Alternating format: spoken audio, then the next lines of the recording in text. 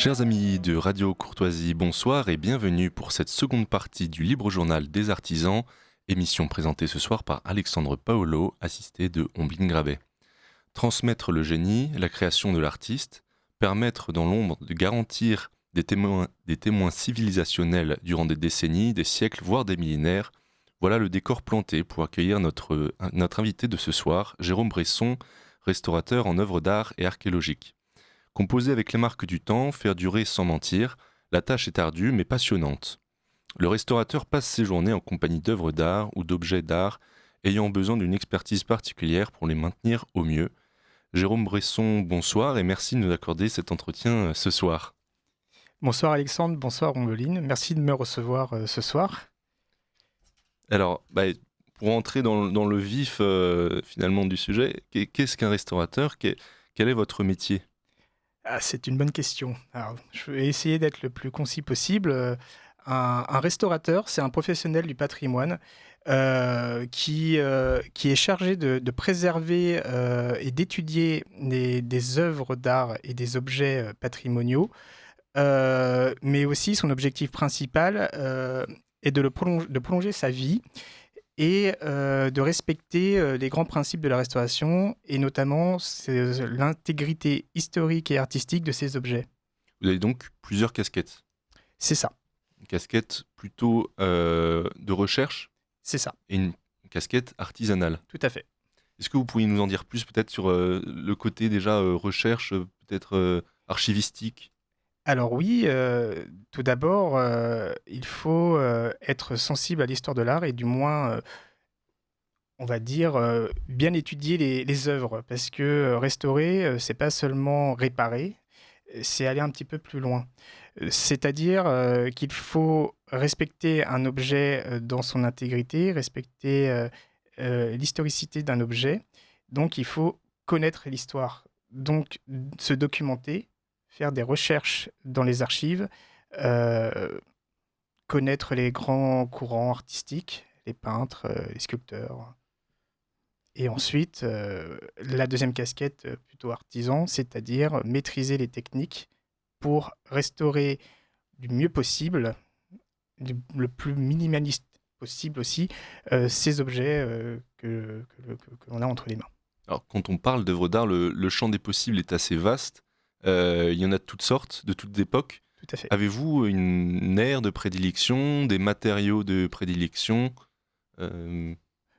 Oui. Alors, pour ma part, c'est l'Antiquité classique qui m'anime. L'Antiquité, généralement, dans l'esprit collectif, les Antiquités, on pense à tout un tas de choses sur les brocantes. Mais là, c'est vraiment l'Antiquité classique. Il s'agit c'est les objets qui sont doublement millénaires, particulièrement sur le bassin méditerranéen. Tout l'art égyptien, l'art grec, l'art romain, l'art étrusque. Et puis bien d'autres, la Mésopotamie, etc. Et mon matériau de prédilection, c'est la terre cuite. Je suis avant tout un restaurateur de terre cuite. Très bien. Et alors, quels sont vos clients ? Travaillez-vous pour des institutions, de la clientèle privée ? Oui, alors principalement pour le secteur privé, mais j'ai aussi quelques institutions dans mes cordes. La clientèle privée, elle se compose surtout de galeries, d'études de maisons d'enchères, de collectionneurs et même de particuliers qui s'intéressent à un ou deux objets et qui souhaitent les faire restaurer pour pouvoir les conserver. Alors, comment se passe la venue à partir de la réception d'un objet, quel est le processus dans les grandes lignes finalement quelqu'un vient vous voir pour faire expertiser un objet ou le réparer. Mmh. Alors, tout d'abord, il y a déjà un premier contact, il s'agit d'envoyer une photo pour voir si c'est dans mes cordes ou pas. Parce que par moment, c'est assez flou et donc il faut voir déjà un petit peu quel type d'objet ce client souhaite faire restaurer.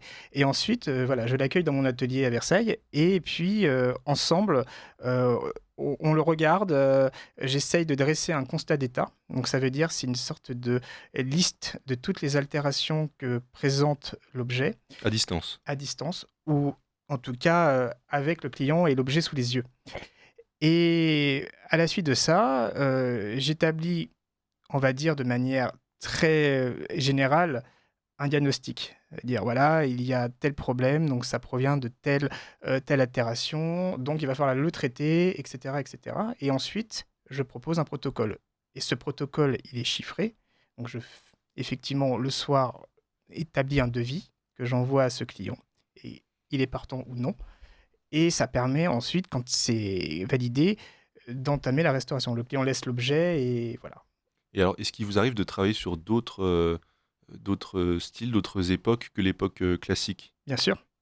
Ça m'arrive de travailler sur des pièces haute époque, ça veut dire la période médiévale, notamment sur des pierres, sur du stuc, sur du bois du 15e siècle ou même 13e siècle ou 16e siècle.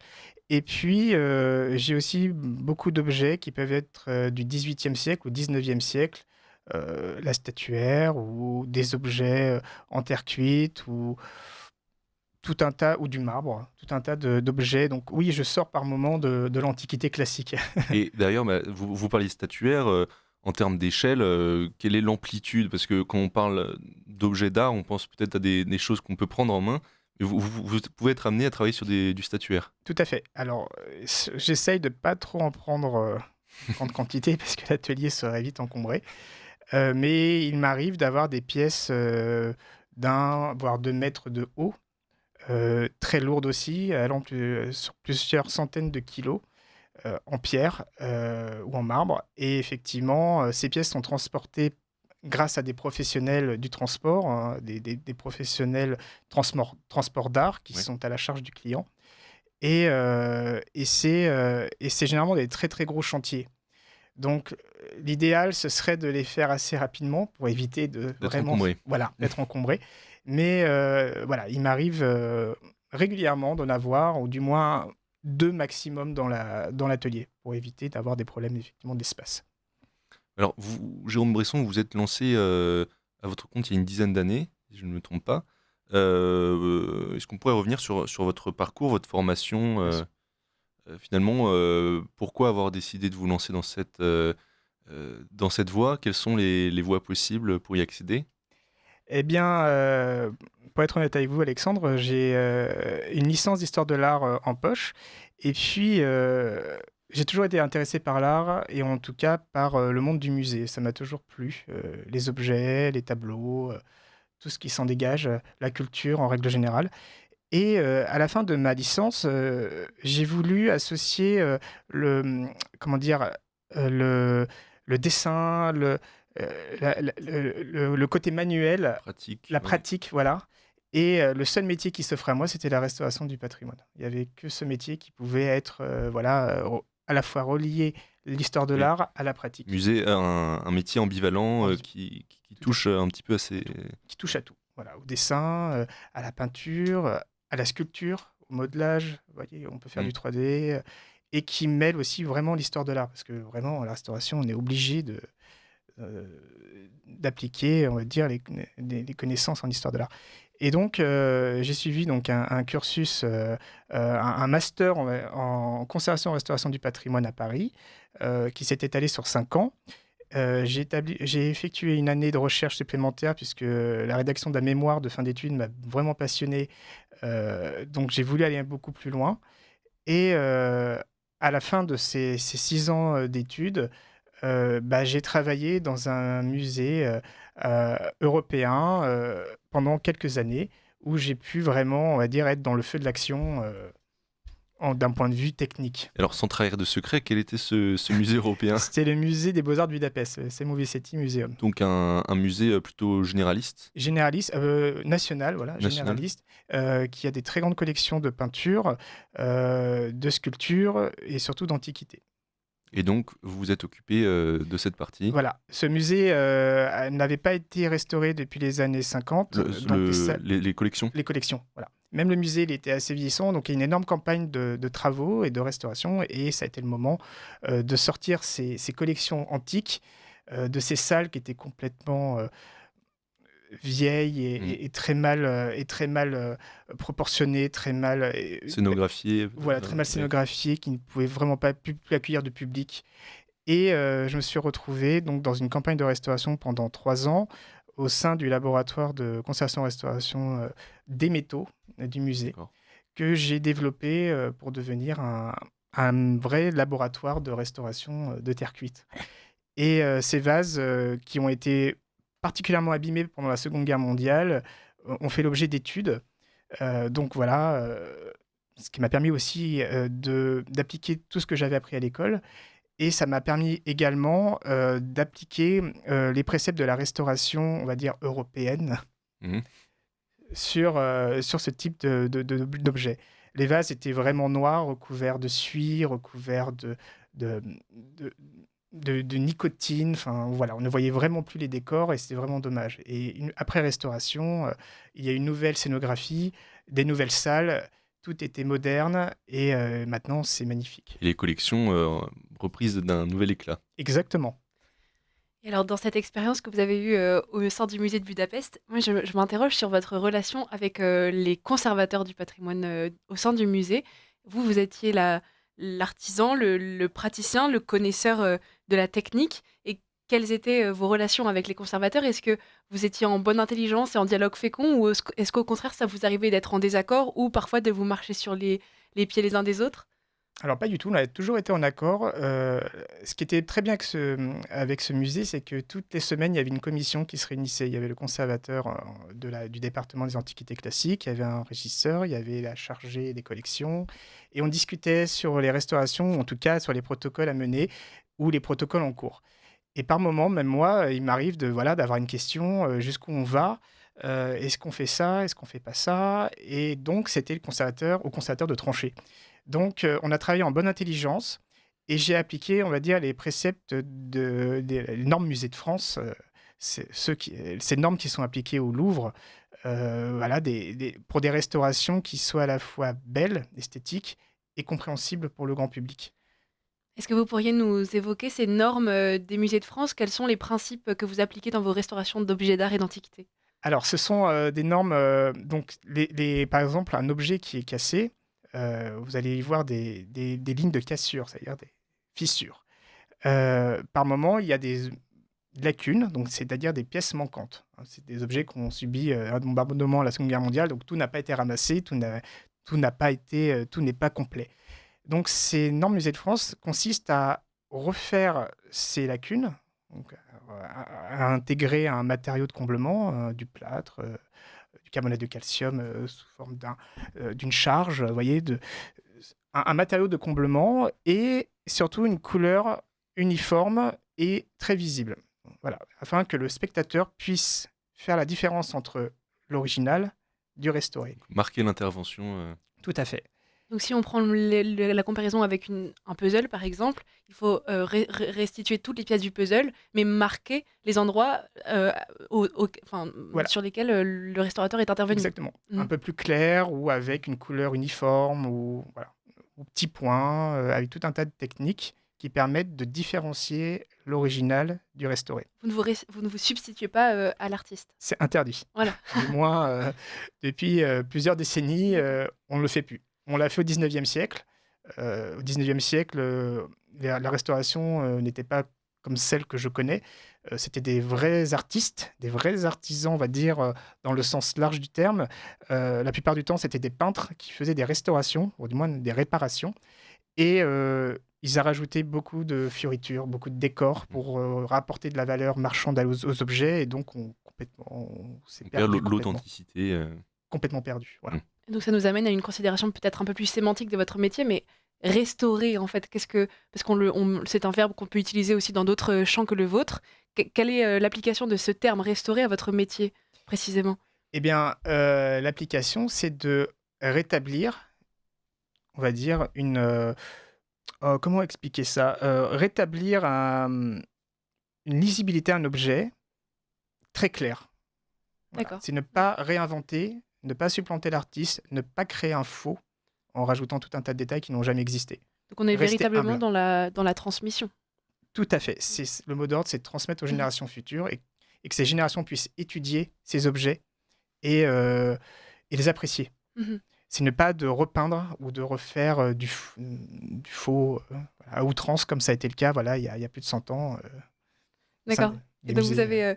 vous intervenez à la fois, donc on l'a bien compris, dans les laboratoires des musées dans lesquels vous avez pu travailler, ou bien au sein de votre atelier qui est à Versailles en ce moment.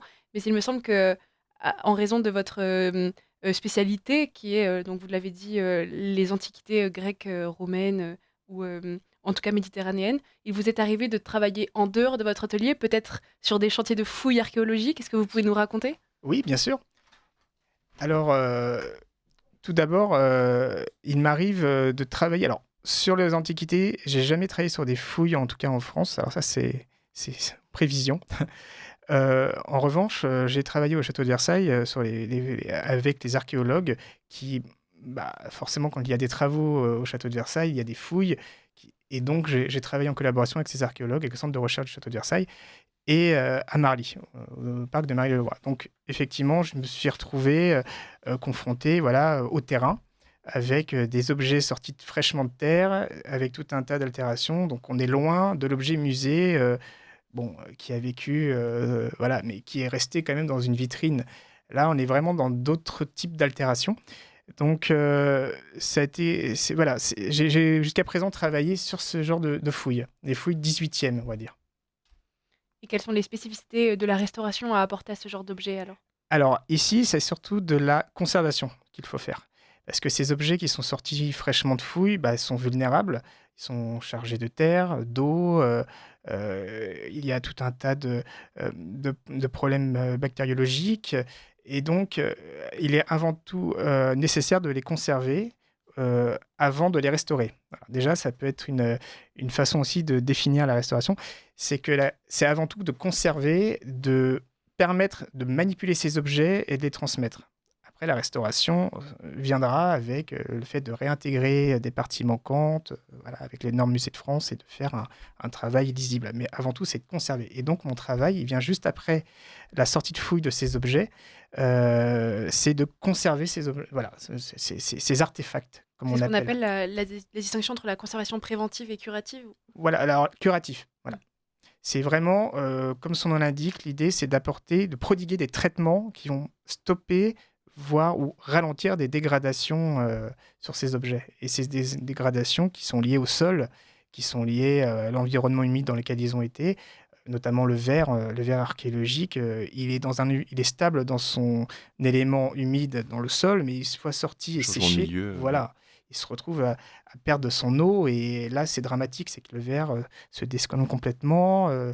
Et on perd la transparence, il devient opaque, il se décompose, donc il faut faire quelque chose. Donc là, c'est de la conservation et voilà, curatif. Et c'est là que la casquette de chimiste intervient. Tout à fait.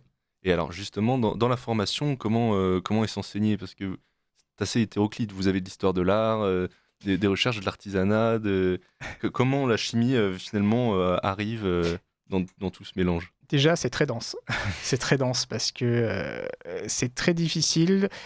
On fait beaucoup de théorie, donc on ne pratique pas réellement, en tout cas à l'école. Et c'est seulement quand on travaille sur les objets qu'on comprend, on va dire, réellement les grands principes de la physique-chimie. Mais effectivement, à l'école, on fait beaucoup de physique, beaucoup de chimie, avec l'utilisation de solvants, de produits, les associations qu'il ne faut pas faire. Et puis, on apprend également l'ensemble des altérations qu'on peut trouver sur ces objets et comment les traiter. Alors, c'est là aussi que le fait d'être dans la documentation est important. Être curieux, notamment, c'est de tout le temps chercher. Voilà. Parce qu'il y a eu la rédaction de rapports par des collègues depuis peut-être une quinzaine, vingtaine d'années, voire même plus. Et c'est important de chercher, d'échanger avec d'autres professionnels pour essayer de trouver des solutions. Parce que par moment, on ne les a pas. Voilà. On est obligé de chercher. Donc c'est là où c'est ce que je vous disais tout à l'heure, le côté très important de la restauration, c'est de la documentation et la recherche. Et donc on le comprend, la curiosité est une qualité fondamentale. J'imagine qu'il faut être assez méticuleux. Quelles sont finalement les qualités requises pour être restaurateur d'art? Curiosité, de la dextérité, ça veut dire vraiment être capable de maîtriser son geste. Bon, ça s'apprend avec le temps, mais il faut déjà avoir ces capacités. Observateur, et je dirais, oui, à une certaine sensibilité artistique. Voilà, être capable de s'imprégner de l'objet, de le comprendre.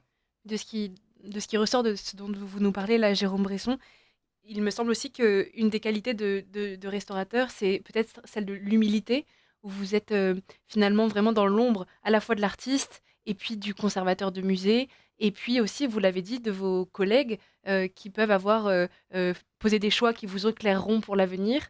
Quel est votre rapport avec cette humilité? Est-ce qu'elle s'acquiert progressivement? Tout à fait, elle s'acquiert progressivement. Heu, je pense me considérer plus comme quelqu'un de scientifique que d'artiste. Donc, on est dans un perpétuel échange, une perpétuelle remise en question. Il n'y a pas de solution type. Vous voyez, chaque objet est différent et donc il faut s'adapter à l'objet. Donc, il y a régulièrement des cas particuliers, voire même tout le temps. Et donc, il faut avoir autour de soi un réseau de professionnels de bonne qualité, on va dire, avec qui on peut échanger facilement. Transmettre voilà, un dossier sur sur un travail ou il faut être toujours capable d'échanger. Voilà. Et c'est là le côté scientifique aussi des choses, c'est qu'il ne faut pas rester en autarcie dans son atelier, fermé à double tour. Voilà. Il faut Alors, échanger. justement, vous êtes installé à votre compte à Versailles depuis quelques années. Euh, donc déjà, deux questions. Pourquoi vous êtes installé à votre compte seul et avec quel corps de métier travaillez-vous au quotidien? Alors, ça, c'est une très bonne question, Alexandre. Pourquoi seul? Euh, Eh bien, parce que quelque part, comment dire, je suis un un petit peu maniaque. J'aime que les choses soient rangées, propres, disponibles. Bon, je dis pas que tout le monde. Mais pour ma part, travailler seul, c'est beaucoup plus facile pour moi parce que je peux être beaucoup plus efficace dans mon travail. J'ai pas j'ai pas de distraction autour de moi. Vous voyez, Mm. c'est Une l'objet. retraite. Ouais, exactement. Donc, c'était pour moi évident. Et puis d'un autre côté, c'est très rare, ou il y en a pas beaucoup, des ateliers qui emploient beaucoup de restaurateurs. Parce que déjà, il faut beaucoup de place. Et puis, bon, c'est comme dans toute entreprise, bon, voilà, c'est un coût. Donc, pour le moment, je suis seul. Peut-être qu'un dans l'avenir proche ou lointain, je prendrai un associé, je ne sais pas. Mais en tout cas, ça a toujours été un naturel. Voilà. Ça a toujours été naturel. Et donc votre atelier, justement, parlons-en. Est-ce qu'on peut d'essayer de faire rentrer les auditeurs de Radio Courtoisie virtuellement dans votre atelier? Alors on y voit, je crois, beaucoup d'œuvres d'art un peu partout sur des étagères méticuleusement rangées. J'imagine aussi que lorsqu'on vous regarde travailler, on voit que vous êtes animé par un savoir-faire qui est total, qui est multisensoriel, si je puis dire. Vous utilisez vos mains, vous utilisez vos yeux, vous utilisez les souvenirs que vous avez des autres œuvres que vous avez pu voir passer entre vos mains. Est-ce que vous utilisez aussi votre sens olfactif? Est-ce que vous travaillez aussi avec les odeurs qui vous permettent à poser les bons choix sur les œuvres, sur chacune des œuvres que vous voyez? Vous mettez le doigt sur quelque chose. Effectivement, la restauration olfactive, alors c'est la restauration de demain. C'est effectivement, tout ce que vous dites, c'est exactement ça, l'expérience. Et aussi, lorsqu'on travaille sur des pièces qu'on démonte, qu'on décolle, qu'on chauffe ou on utilise de l'eau, eh ben, les matériaux utilisés vont dégager une odeur. Et cette odeur est typique. Et donc, ça permet de détecter, sans Mm. avoir à faire des analyses, de quel type de matériau il s'agit. Et ça, c'est vrai que c'est aussi pour ça que je suis seul, c'est que, voilà, il y a une certaine communion qui se passe. Et donc, oui, dans cet atelier, voilà, c'est à la fois un atelier et un petit laboratoire. Voilà, c'est entre les deux. Ce n'est pas un laboratoire à 100%, mais c'est pas non plus un atelier, on va dire, d'un artisan d'art où on peut trouver tout un tas de choses. C'est vraiment entre les deux. Est-ce que vous pourriez nous parler d'une œuvre ou d'un objet qui vous a particulièrement marqué dans vos restaurations? Oh, il y en a eu beaucoup. Oui, alors ça serait au musée des Beaux-Arts de Budapest. J'ai eu la chance de pouvoir travailler sur le chef-d'œuvre de la collection, qui est une énorme amphore. Donc amphore, c'est un grand vase grec de très grandes proportions, à peu près 80 ou 90 centimètres de haut, qui a été peint par Exéchias, qui est un peintre à Athènes. Il a surtout travaillé vers 550-525 avant Jésus-Christ, et qui est un des peintres majeurs, on va dire, de la Grèce antique. Et sur ce vase qui avait été très restauré dans les années 60, j'ai eu la chance de pouvoir y toucher, pas démonter, mais vraiment y toucher, nettoyer. Et j'ai fait quelques découvertes vraiment très intéressantes, à la fois d'empreintes digitales du peintre. Donc, ce qui est très intéressant, c'est touchant. qu'aussi mêler un petit peu on va dire, j'allais pas dire la police, mais L'enquête. l'enquête, voilà. C'est d'essayer de faire une base de données sur les empreintes digitales de peintres pour pouvoir identifier plus facilement. C'est complètement fou, mais le Rijksmuseum l'a fait, donc pourquoi pas. Et j'ai découvert des détails du décor qui avaient complètement disparu, qui avaient été oubliés, et qui permet encore plus d'apporter, on va dire, à la science une contribution importante. En tout cas, sur l'histoire de l'art, c'était des grappes de raisin, et dans toutes les descriptions qui avaient été faites depuis les années 60, tout ça, c'était complètement occulté, on ne le savait pas. Donc le fait de cette découverte-là, ça a été majeur. Je me souviens que la commission était complètement emballée. Et puis on avait fait la découverte des anciennes restaurations, donc des anciens fragments du 19e siècle qui appartenaient à cet amphore.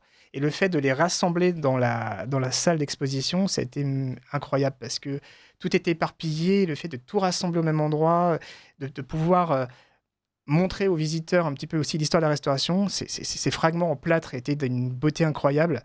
Et voilà, c'est vraiment, on va dire, la pièce qui m'a le plus époustouflé. Mais il y en a eu d'autres. Incroyable.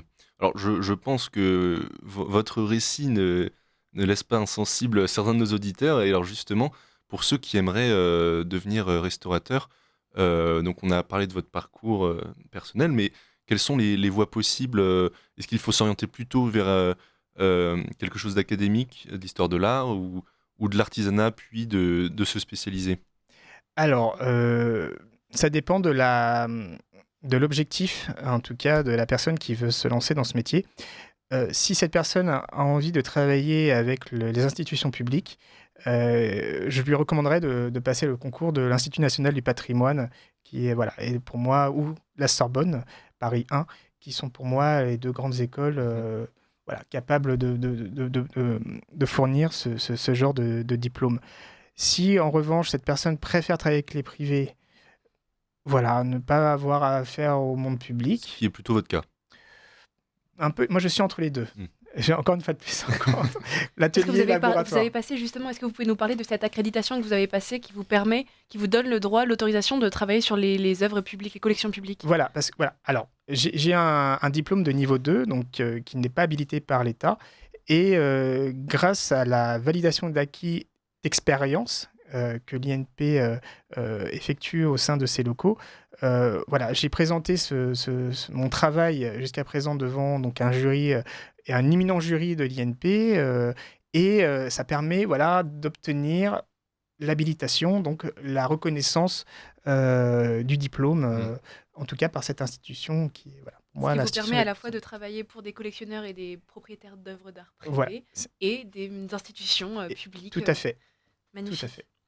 Et peut-être pour l'anecdote, est-ce que vous pourriez parler aux auditeurs de Radio Courtésie d'une éventuelle déformation professionnelle que vous observez de votre métier dans votre vie plus personnelle, plus privée? Oui. Alors, j'en ai une. C'est de regarder tous les défauts ou comment telles choses ont été remontées, recollées. Voilà, un bâtiment. Avec un bas-relief, je vais regarder les lignes de cassure, si les couleurs sont bonnes. C'est systématique. Est-ce que Même c'est un handicap alors Oui, pour- oui, tout, voilà. J'ai plutôt un regard technique. Oh, ça, c'était difficile à faire. Oh, ça, dis donc, ça n'a pas été très bien fait. Et du coup, c'est vraiment, Vous n'en voyez plus l'œuvre. voilà, complètement occulté par le côté technique. Et même parfois, à tout le temps réfléchir, c'est pas idiot d'avoir fait ça comme ça. Je vais pouvoir le faire sur telle œuvre. Voilà. Mais c'est enrichissant finalement. Oui. Merci beaucoup Jérôme Bresson. Je propose à nos auditeurs une courte pause musicale pour vous retrouver dans quelques minutes. De retour en plateau sur notre émission du Libre Journal des Artisans sur Radio Courtoisie. Je rappelle que vous écoutez Alexandre Paolo et Omblin Grabet en compagnie de Jérôme Bresson, restaurateur d'œuvres d'art et archéologiques. Alors Jérôme, on parlait juste avant de la richesse de votre métier, ce caractère complet et pluridisciplinaire très intéressant. Vous êtes finalement essentiel dans la préservation et la transmission de ces œuvres d'art, essentiel pour les conservateurs de musées par exemple, et finalement dans cette longue chaîne de l'artiste jusqu'à l'exposition d'une œuvre dans le musée, vous êtes un maillon essentiel de la chaîne, sans quoi on ne pourrait pas faire durer l'art et ses témoins de civilisation passionnants. Et alors quand on a discuté il y a peu de temps, vous nous avez parlé de votre rencontre avec Julien Laborde, que nous avons interviewé ici il y a exactement 1 an. Je le rappelle pour nos auditeurs de Radio Courtoisie, Julien Laborde est donc un maître vitrier, si je ne dis pas de bêtises, anciennement basé à Versailles, et donc qui lui bascule plutôt dans la création. C'est un artiste, un créateur, donc qui crée l'œuvre, alors que vous avez une position différente. Est-ce que vous pourriez nous raconter cette rencontre assez amusante ? Avec plaisir. Alors, pour recontextualiser, à Versailles, je suis dans une cour d'artisans où il y a un restaurateur de tableaux, enfin une restauratrice de tableaux, pardon, un restaurateur de piano et un restaurateur d'horloges. Et il y avait Julien Laporte qui était effectivement là. Et Julien Laporte quittait l'atelier que j'occupe actuellement. Et donc, le propriétaire de l'atelier nous a mis en relation, ce qui est normal. Et donc, c'était assez étonnant parce que effectivement, je suis entré dans un atelier d'artisans d'art, donc c'était superbe. Il y avait des vitraux rétroéclairés. On sentait que Julien on avait vraiment beaucoup sur la pédale en termes de dessin. C'était très, très, très bien. Et lorsqu'il m'a demandé ce que je faisais, je lui ai dit, bah voilà, je suis conservateur-restaurateur du patrimoine, je restaure des objets antiques. Et la réponse m'a paru étonnante, puisqu'il me dit, mais pourquoi restaurer, pourquoi pas refaire ? Alors, j'étais un petit peu décontenancé, c'est-à-dire, et il me dit, mais pourquoi s'embêter à recoller des vieux morceaux, pourquoi ne pas refaire à l'identique ? Regardez, dans les cathédrales, les vitraux sont refaits. Donc pourquoi ne pas faire pareil avec les objets ? Je lui dis, mais parce que ce n'est pas vraiment possible. Je veux dire, dans les cathédrales, les vitraux, effectivement, sont déposés, mais ils ne sont pas détruits, ils sont reposés dans la mesure du possible. Peut-être que lui, en tant qu'artisan, il peut intervenir pour remplacer quelques pièces défectueuses, mais il faut garder effectivement le vitrail d'origine. Donc on a eu un échange comme ça très intéressant. Et puis finalement, il a compris mon point de vue, j'ai compris le sien. Et c'est vrai que c'était un petit peu un choc de culture. C'était l'artisan qui rencontrait... parce que moi, je me considère pas vraiment comme un artisan ou comme un artiste. Un petit peu de tout, voilà. J'ai pas vraiment d'étiquette sur le front. Et c'était très, très intéressant cet échange. Et il en a découlé une amitié. Et surtout aussi des échanges intéressants, c'est-à-dire au sujet de colle, pour coller du verre, ou voilà, de conseils. Donc c'est plutôt très intéressant ce choc de culture, je peux dire ça comme ça. Oui, parce que tout à l'heure on parlait également des corps de métier avec qui vous vous êtes amené à travailler, échanger. L'échange d'informations, de conseils pratiques, de retours d'expérience est capital dans ce métier. Ah, c'est capital, et effectivement. Et plus on a de relations, on va dire, avec des artisans ou même d'autres professionnels de la restauration, mieux c'est. Par exemple, il se peut que j'ai des pièces en bois, des statues en bois, on va dire 18e, qui présentent des problèmes, on va dire des problèmes mécaniques. Je vais faire appel à un ébéniste, savoir quel type de bois utiliser, un bois flexible, vous voyez. Donc c'est capital d'avoir affaire aussi à des artisans qui travaillent, on va dire, avec des savoir-faire ancestraux qui sont assez anciens. Et moi, je m'en nourris. Ouais, voilà, je récupère le meilleur et on va dire, je le transforme en protocole scientifique avec tel matériau, mais je vais utiliser tel produit que j'ai dans mon atelier et ça va très bien marcher. Et voilà, je vais faire des essais. Et parfait, ça marche. Ah non, ça ne marche pas. On repart de zéro, on rediscute à cet artisan. Et voilà. Et moi également, je propose aux artisans des idées. Alors, par exemple, je sais que chez nos fournisseurs en conservation-restauration de produits, il y a régulièrement des nouveaux produits, nouveaux choix comment dire, de matériaux. Et donc, ça me permet aussi de les conseiller. Je dis, ah bah voilà, il existe tel produit qui imite le marbre, tu devrais l'utiliser, voilà, essaye. Donc, c'est vraiment complémentaire. Et c'est passionnant parce qu'en vous écoutant, on comprend bien à quel point votre métier de restaurateur d'objets d'art et d'antiquité vous place au carrefour de multiples talents, de multiples savoir-faire.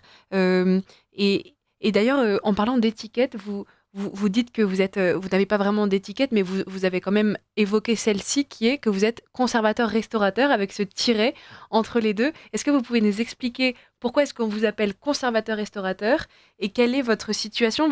Où se place finalement votre technique, votre savoir-faire à mi-chemin entre la restauration et l'interprétation peut-être. Est-ce que vous avez un choix très, très net entre les deux ou est-ce que ça dépend du commanditaire? Est-ce que ça dépend de l'objet lui-même?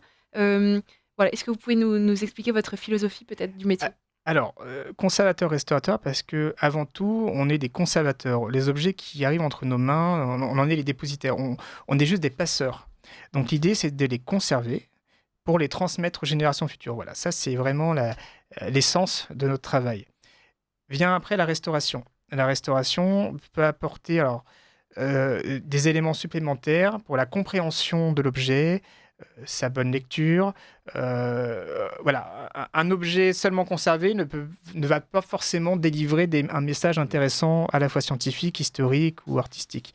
Un objet conservé et restauré, oui. Voilà. Donc c'est pour ça qu'on a cette double casquette. Un conservateur de musée, par exemple, voilà, son rôle, c'est de conserver la collection pour la transmettre. Je pense que vous êtes d'accord avec Conserver et moi. l'étudier, tout à fait. Ouais. Voilà, et ben voilà, c'est exactement la même chose. Nous, c'est peut-être à une échelle plus réduite, parce que c'est par objet, mais c'est quasiment la même chose. Et pardon, j'ai oublié la deuxième partie. C'est peut-être, comme dans votre formation, vous avez une expertise en art graphique, quelle est la limite entre la restauration et l'interprétation? Est-ce que vous êtes un double, pour le dire autrement, est-ce que vous êtes un double ou bien un disciple de l'artiste qui a produit l'objet que vous avez entre les mains? Alors, pas du tout. Il est là, on va dire, toute la nouveauté dans ce métier depuis plusieurs décennies. C'est qu'on ne réinterprète pas. On reste humble, on ne supplante pas l'artiste. Donc, généralement, mon point de vue, c'est de rester le plus impossible, d'avoir une intervention la plus minimaliste possible. C'est juste de conserver l'objet, de le rendre lisible, avec des interventions réversibles, c'est-à-dire qu'ils peuvent être retirés dans le futur, stables dans le temps, qui ne jaunissent pas, qui ne se détruisent pas avec le temps, avec les UV ou autres, et dont l'innocuité des produits est prouvée sur les matériaux utilisés. Ça veut dire que les produits ne doivent pas altérer dans le futur l'objet. Donc voilà, moi, en tout cas, c'est ça l'essence de la restauration.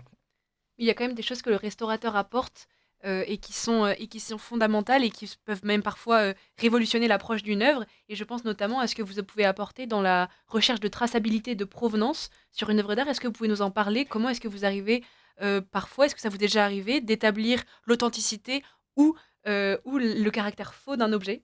Tout à fait. Alors, officieusement, bon, je ne peux pas dire que je suis un expert, mais c'est vrai que d'un point de vue technique, le fait de travailler sur plusieurs objets et que chaque objet est unique, eh bien, j'en tire des expériences. Effectivement, dans l'archéologie, au sens large du terme, en tout cas les objets qui circulent sur le marché de l'art, il est vrai qu'il y a des objets qui sont parfois issus de fouilles récentes qui posent problème, et puis d'autres qui sont issus de vieilles collections connues et reconnues depuis plus de 100 ans. Et c'est ces pièces-là qui sont, on va dire, dans mon atelier. Voilà. Moi, je ne prends pas celles qui sortent fraîchement de terre. Et donc, mon travail, c'est que quand je travaille sur un objet, quand je démonte un objet, que j'observe les matériaux de restauration, je suis capable, on va dire, de déterminer quel type de matériaux mon prédécesseur a utilisé. Alors, pour ne pas rentrer trop dans les détails, mais voilà, par exemple, des résines, ça veut dire que comme des colles qui étaient très utilisées au 19e siècle en ébénisterie, par exemple la gomme laque, qui est une sécrétion d'une cochenille ou même de résine naturelle provenance d'arbres ou d'écorces. Toutes ces résines anciennes étaient très utilisées pendant un laps de temps et abandonnées dans les années, on va dire 50-60, quand le synthétique a fait son apparition. Et donc, mon travail, c'est ça, c'est de dénicher, de rechercher des petits détails, comme des traces aussi d'étiquettes d'anciennes collections, etc., qui permettent d'apporter des éléments aux commanditaires ou aux propriétaires ou au musée, et de remonter la trace. Voilà. Et l'origine de l'œuvre. Ouais. Voilà, l'origine de l'œuvre, par où elle est passée, qui l'a possédée, et c'est ces pièces-là qui ont, on va dire, à mon sens, de la valeur, parce que c'est des pièces qui sont reconnues, que les pays comme la Grèce ou l'Italie ne vont pas réclamer, parce que c'est des pièces qui sont documentées. Donc voilà, elles sont légalement en France et il n'y a pas de problème. En revanche, les pièces qui sont parfois un peu problématiques, qui proviennent de Syrie ou voilà, pour moi, j'ai eu de la chance de ne pas être vraiment trop confronté à ça, mais je demanderais tout un tas de documentation, c'est-à-dire un passeport qui est délivré par comment on appelle ça, le service des musées de France. Tout un tas de documentation qui atteste que cet objet est rentré en France légalement. D'accord. Et dans le cas où des photographies, ou dans le cas où ce n'est pas le cas, j'ai le droit de refuser, je refuserai. Voilà. Donc en fait, vous, ce dont vous avez besoin, c'est vraiment de connaître l'historique de l'œuvre ou au moins d'avoir la garantie que celle-ci n'est pas une œuvre volée ou falsifiée. Tout à fait. Et j'ai la chance de travailler avec mes clients, en tout cas de marchands ou antiquaires, en tout cas de galeries, qui pour ça sont extrêmement incroyables. C'est qu'ils font un très très très gros travail de recherche de provenance. C'est la majeure partie de leur travail. Ils recherchent dans les vieux catalogues des années 20, des années 1900, où ils traquent la moindre petite description, la moindre photo qui permet d'apporter en tout cas un éclairage sur la provenance de ces objets. Et c'est essentiel. Et maintenant, dans le marché de l'art, en tout cas en archéologie, c'est le mot d'ordre. Par exemple, les grands salons qui ont lieu à Paris, notamment Fine Arts, la Biennale, qui est au Grand Palais, et d'ailleurs récemment en novembre, je crois. Voilà, il y a des commissions qui, avant que le salon ouvre, qui s'appelle un vetting, composé d'experts,